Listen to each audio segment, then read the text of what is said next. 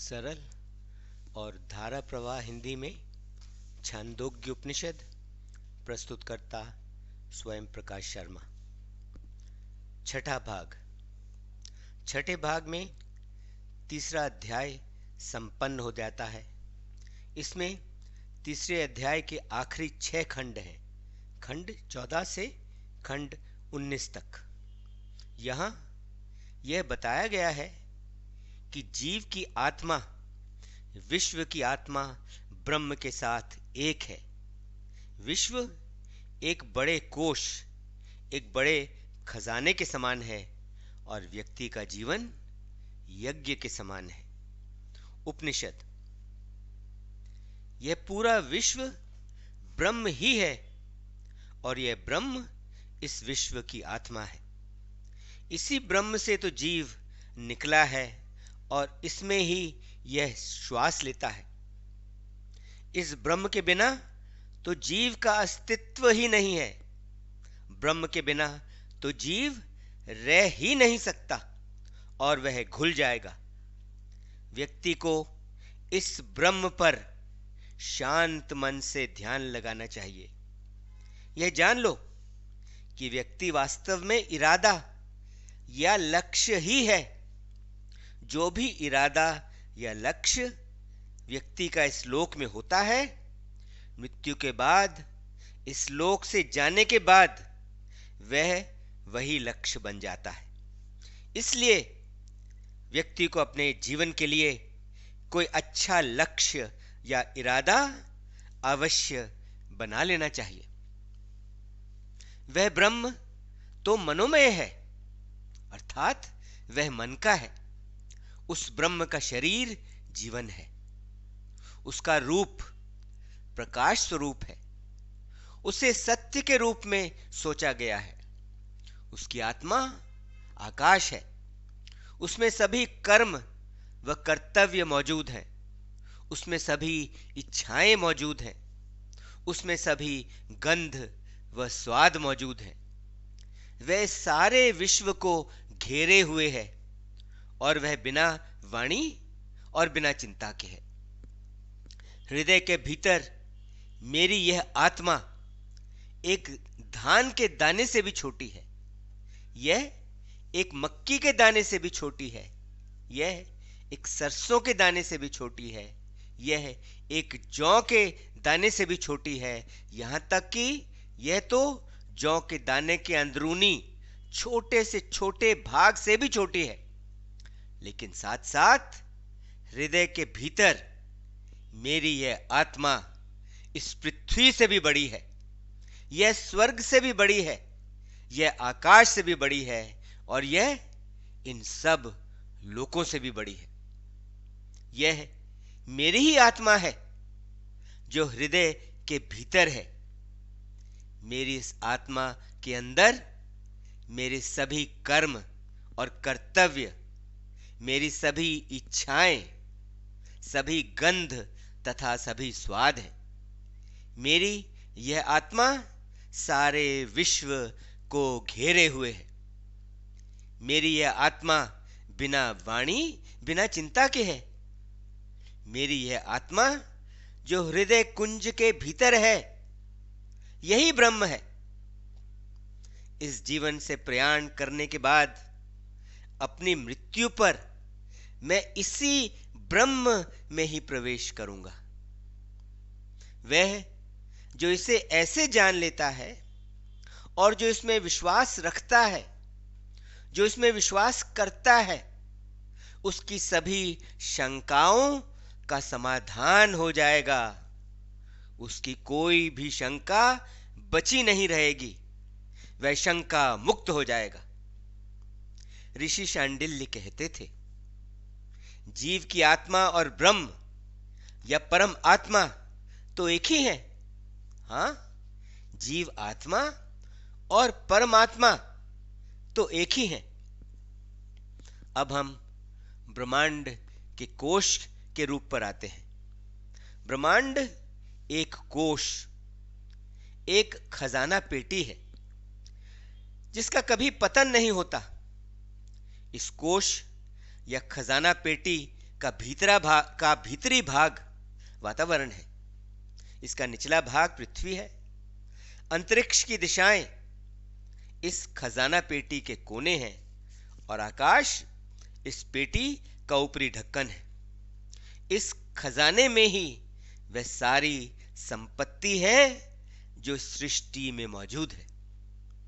इस पेटी, इस कोष की पूर्वी दिशा को जूहू कहते हैं, इसकी दक्षिणी दिशा को सहमाना कहते हैं, इसकी पश्चिमी दिशा को राज्ञी तथा इसकी उत्तरी दिशा को सुभूता कहते हैं।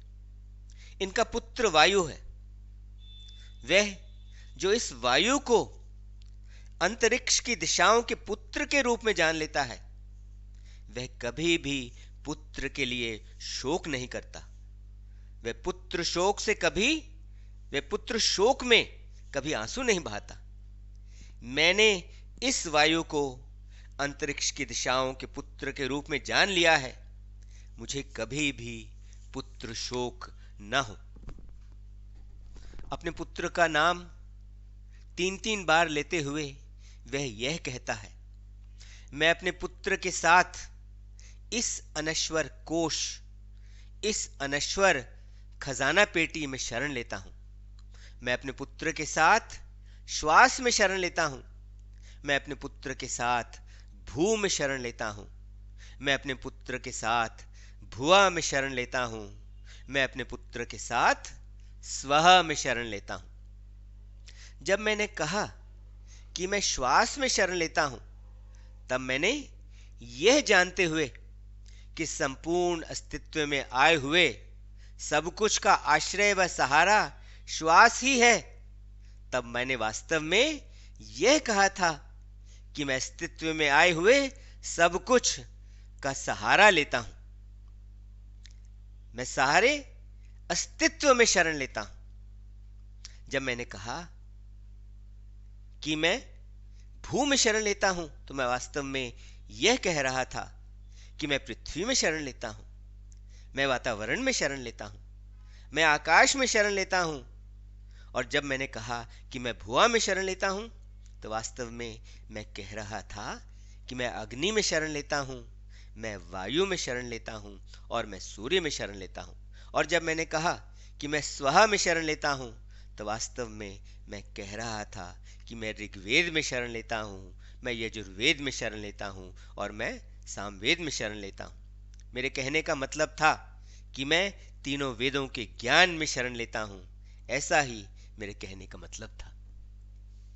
मानव जीवन यज्ञ के समान है।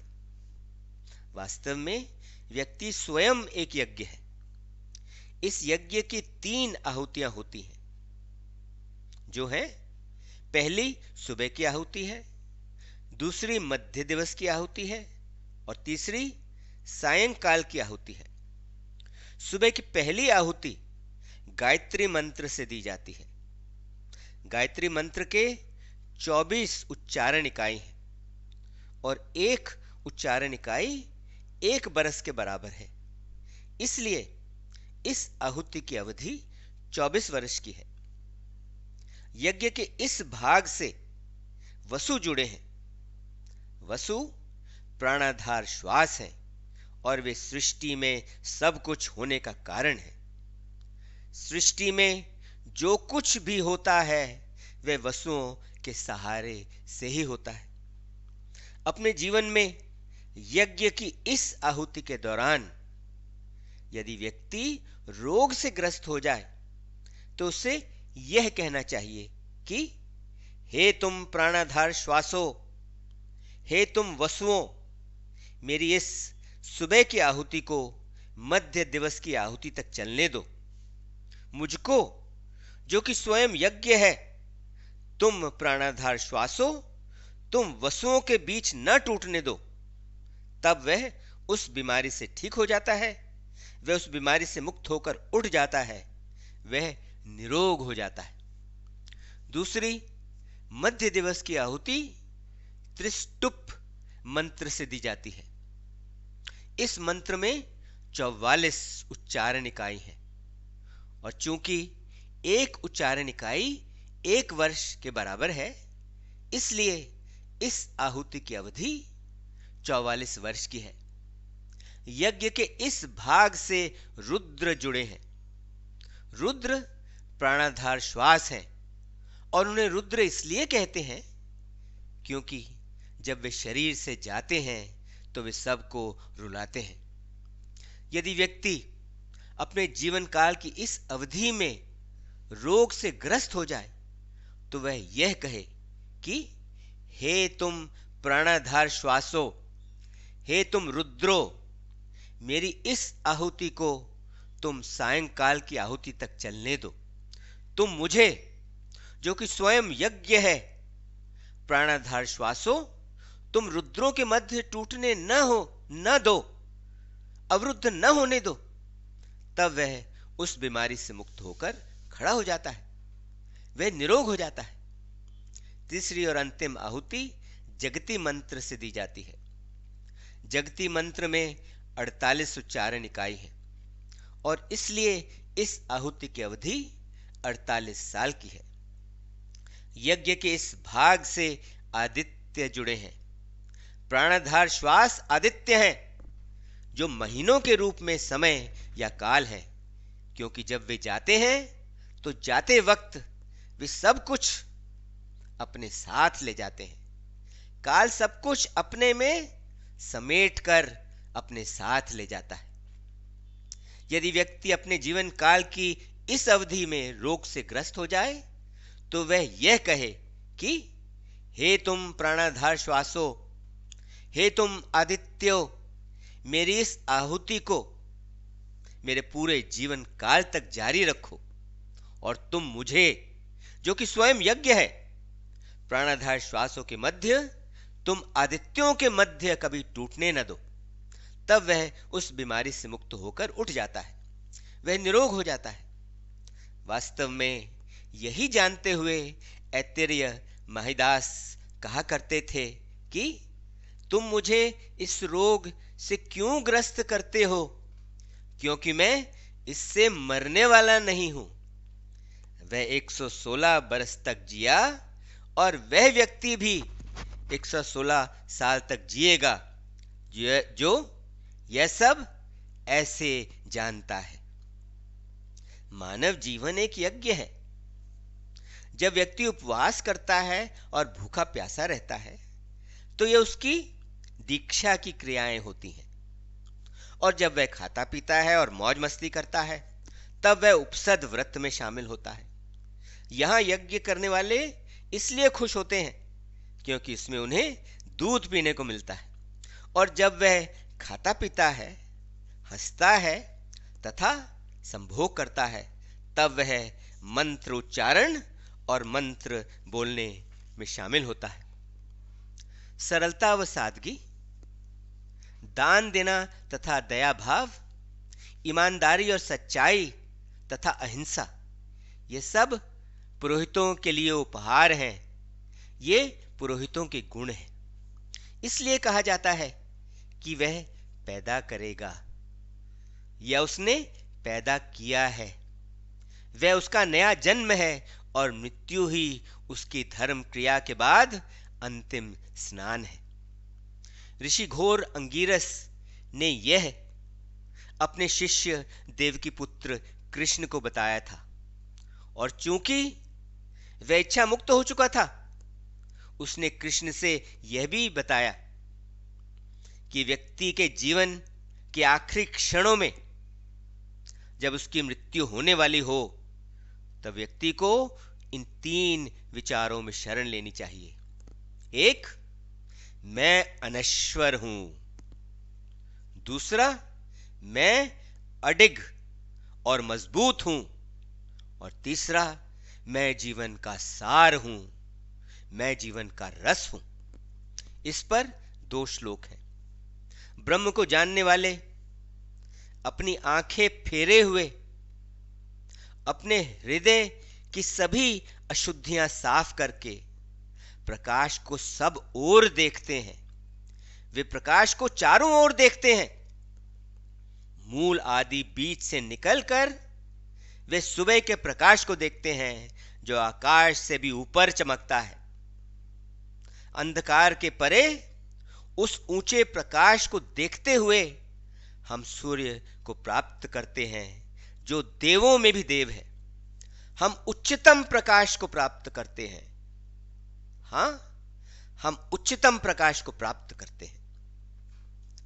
अब हम व्यक्ति तथा जगत की चार गुनी प्रकृति पर आते हैं। व्यक्ति के विषय में हमें मन पर ब्रह्म के रूप में ध्यान लगाना चाहिए, और देवों के विषय में हमें अंतरिक्ष या आकाश पर ब्रह्म के रूप में ध्यान लगाना चाहिए। यही दोहरी या दो गुनी शिक्षा है, एक जीवात्मा मनुष्य के विषय में और दूसरी देवों के विषय में। अब हम जीवात्मा के विषय में आते हैं।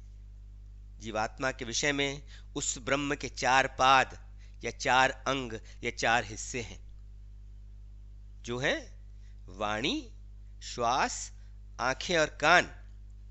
ये ब्रह्म के एक एक पाद हैं। तथा देवों के विषय में अग्नि, वायु, सूर्य और दिशाएं, ये ब्रह्म के एक एक पाद हैं। ये दोनों शिक्षाएं एक व्यक्तिगत जीवों के विषय में तथा दूसरी देवों के विषय में है। यह अध्यात्म है। वाणी ब्रह्म का एक पाद है। वाणी अग्नि के प्रकाश से चमकती है तथा गर्माहट देती है। जो कोई भी यह ऐसे जान लेता है, वह स्वयं भी प्रसिद्धि, यश और ब्रह्म ज्ञान के तेज से चमकता है और गर्माहट देता है। श्वास भी ब्रह्म का एक पाद है। श्वास वायु के प्रकाश से चमकता है और गर्माहट देता है। जो भी यह ऐसे जान लेता है, वह स्वयं भी प्रसिद्धि, यश और ब्रह्म ज्ञान के तेज से चमकता है और गर्माहट देता है। आंख भी ब्रह्म का एक पाद है।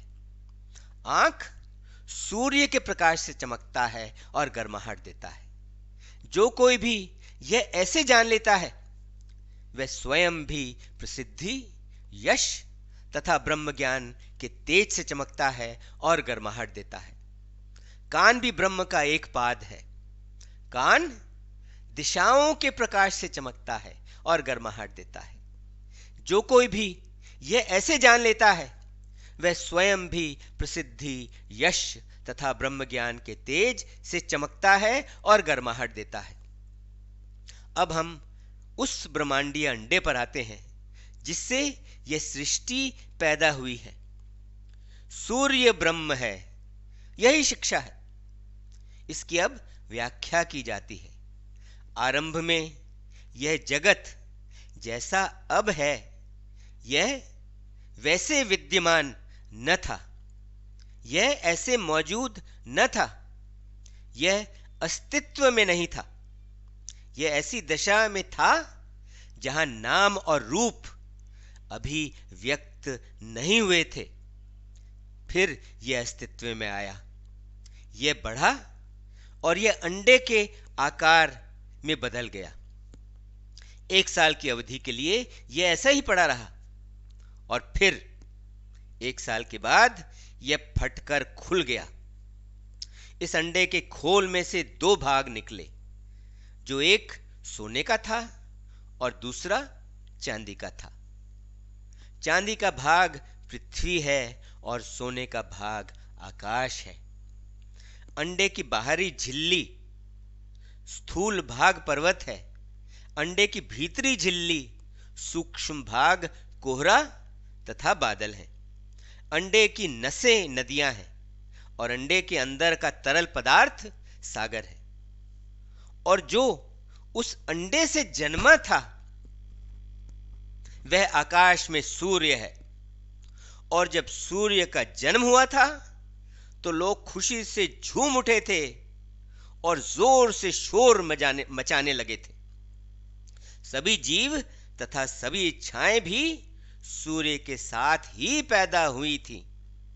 इसलिए जब भी सूर्य उदय होता है या लौट के आता है, तभी खुशी का जोर से शोर मचता है और तभी सभी जीव तथा सभी इच्छाएं भी पैदा होती हैं। जो कोई भी यह जानते हुए सूर्य पर ब्रह्म के रूप में ध्यान लगाता है, उसे खुशी का ऐसा शोर सुनाई देगा जिससे वह आनंदित होगा। हाँ, उसे खुशी का ऐसा शोर सुनाई देगा जो उसे आनंदित करेगा। इसके साथ ही छांदोग्य उपनिषद का तीसरा अध्याय व छठा भाग संपन्न हुए। ओम शांति शांति शांति। ओम।